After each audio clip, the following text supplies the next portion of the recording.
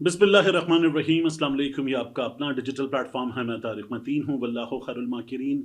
अल्लाह सबसे बेहतर तदबीर फरमाने वाला है, वही बचाएगा मेरे देश को बलाओं से, जो बारिश में शजर से घोंसला गिरने नहीं देता, क्योंकि उसकी तदबीर तमाम तदाबीर की इमाम है।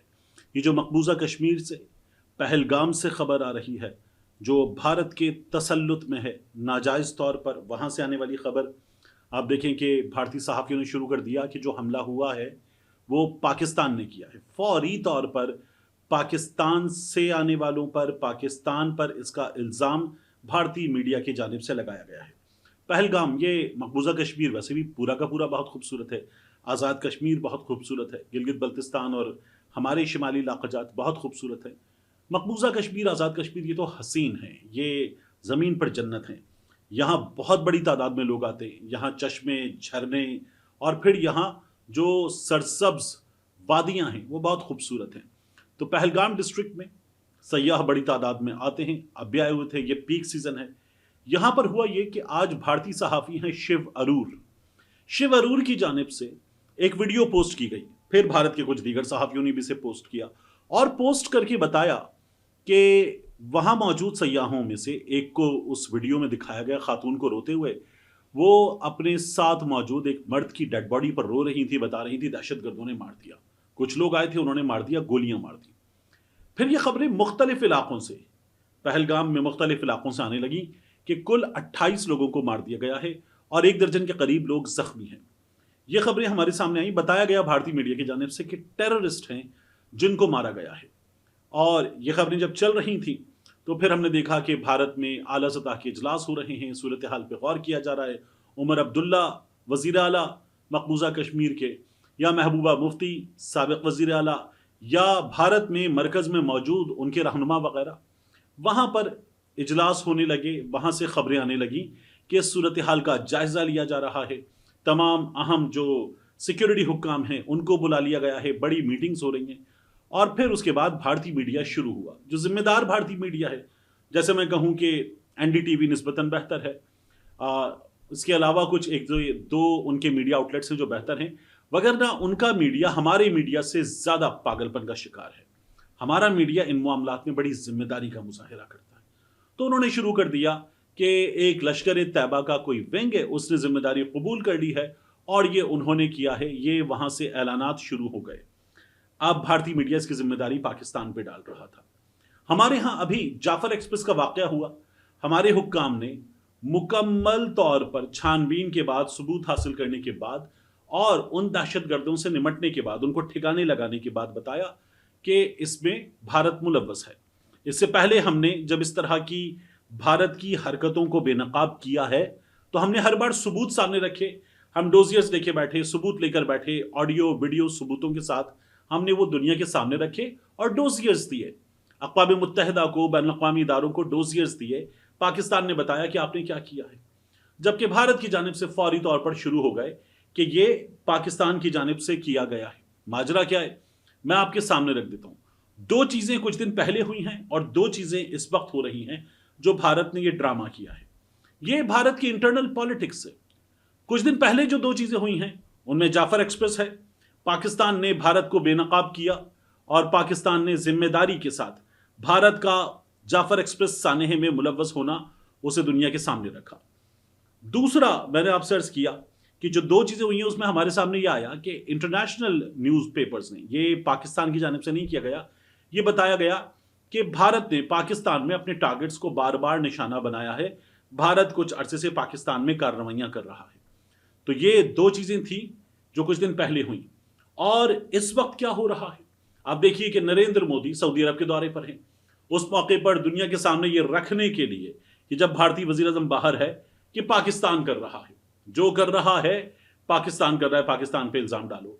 अमेरिका के नायब वज़ीर ख़ारिजा वो इस वक्त भारत के दौरे पर हैं। तो नए अमेरिकी नायब वज़ीर ख़ारिजा के जब भारत का दौरा हो रहा है तो उस वक्त ये शोर बचाना कि हमारे यहाँ हमला हुआ है और इस हमले में पाकिस्तान मुलव्वस है, इस हमले में सरहद पार से आने वाले मुलव्वस हैं, ये भारतीय मीडिया ने हरकत की है। वो इससे पहले भी ऐसी चीज़ें कर चुके हैं। पाकिस्तान हर बार बहुत जिम्मेदारी के साथ भारत से कहता है कि आपके पास ऐसी किसी चीज़ के सबूत हैं तो वो सबूत हमें फराहम कीजिए।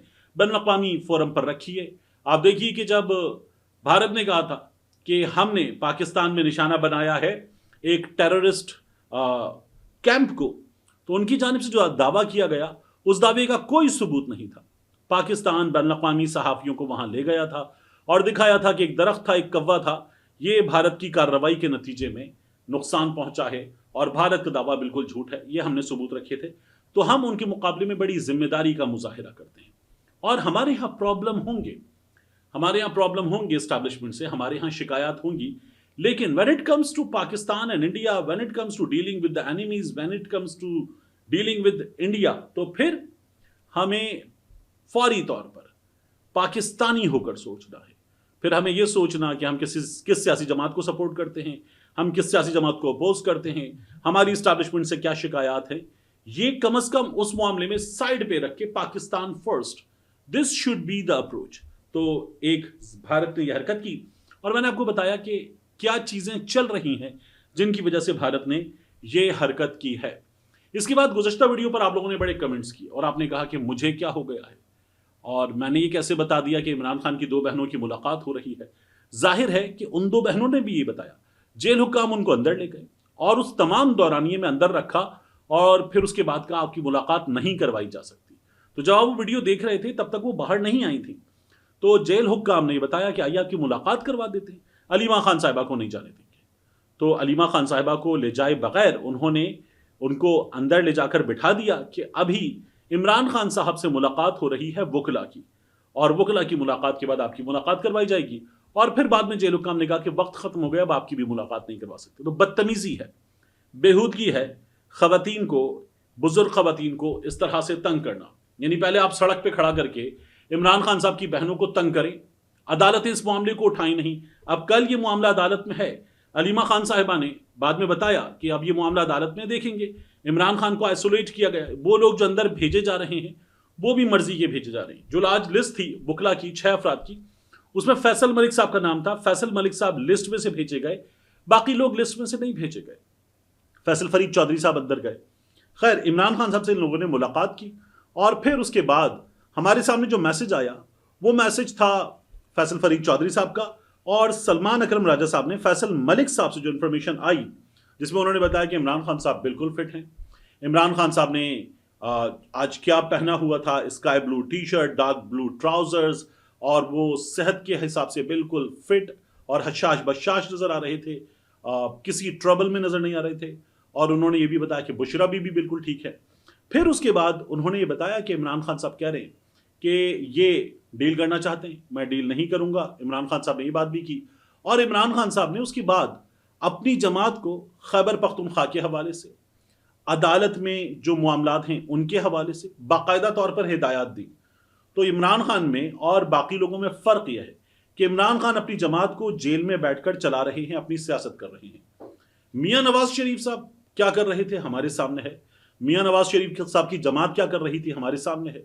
तो कोई आवाज़ नहीं उठती थी मियां नवाज शरीफ की, मरियम नवाज शरीफ साहिबा की, जब वो लोग जेल में थे। इमरान खान साहब जेल में हैं और अपनी जमात को वहां से गाइडलाइंस दे रहे हैं। ये इमरान खान साहब का फ़र्क है।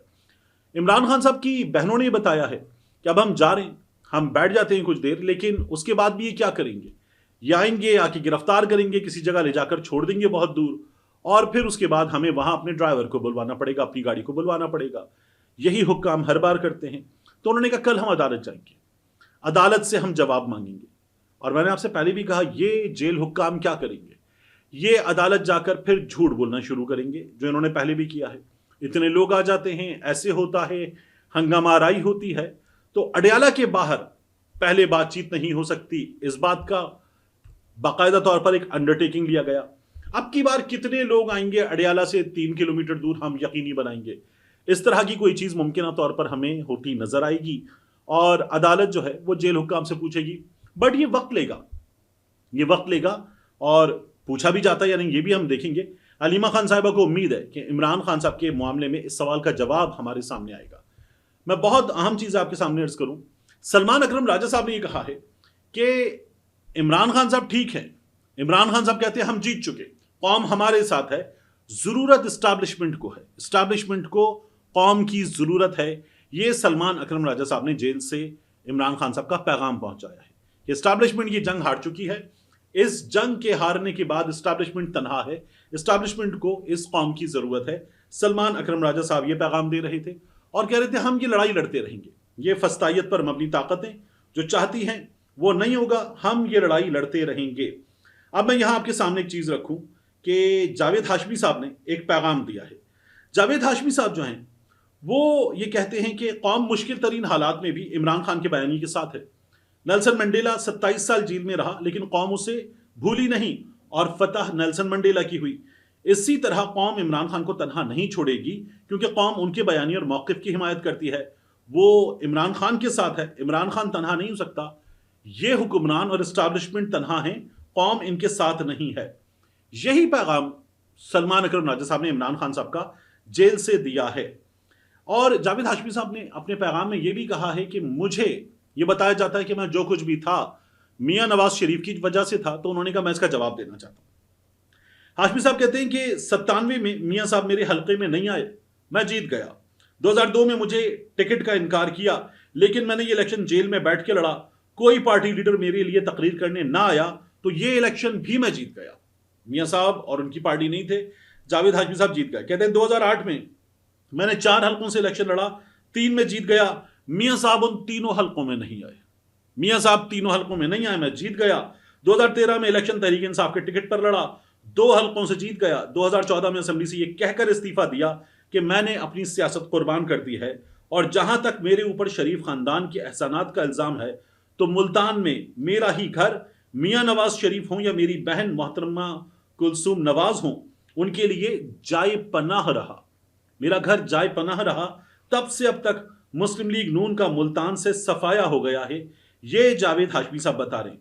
वो कहते हैं कि 85 में मियां साहब मेरे हल्के में आए, मैं आज़ाद इलेक्शन उससे पहले जीता। जब आए मियां साहब तो मैं हारा। 88 में मियां साहब आए थे, मैं हार गया था। 90 के इलेक्शन में नहीं आए, मैं जीत गया था। 93 में मियां साहब आए, मैं इलेक्शन हार गया। ज़िमनी इलेक्शन हुआ, यास्मीन राशिद के ससुर गुलाम नबी साहब 77 में इसी हल्के से मेरे खिलाफ कागज उठा लिए। मियां नवाज शरीफ नहीं आते तो मैं जीत जाता हूं। मियां नवाज शरीफ साहब आते, तकरीर करते तो मैं हार जाता हूं। मैंने शहबाज शरीफ से भी ज्यादा वोट लिए हैं जब ये लोग नहीं आए। जावेद हाशमी साहब ने यह बताया है मियां नवाज शरीफ साहब के बारे में। आखिरी चीज, हसन न्याजी साहब अब मिलिट्री कैद से निकलकर कोट लखपत जेल में है, लेकिन वो जो मिलिट्री कैद वाले कैदी कोट लखपत जेल में भेजे गए हैं उनकी सिचुएशन आम कैदियों से मुख्तलिफ है। कैसे, आप देखिए कि खदीजा सिद्दीकी साहबा ये बताती हैं और अबूजर सलमान न्याजी साहब उन्होंने भी बताया हसन न्याजी और बाकी मिलिट्री कैदियों के साथ गैर इंसानी सलूक जारी है। जेल पर किसका कब्जा है?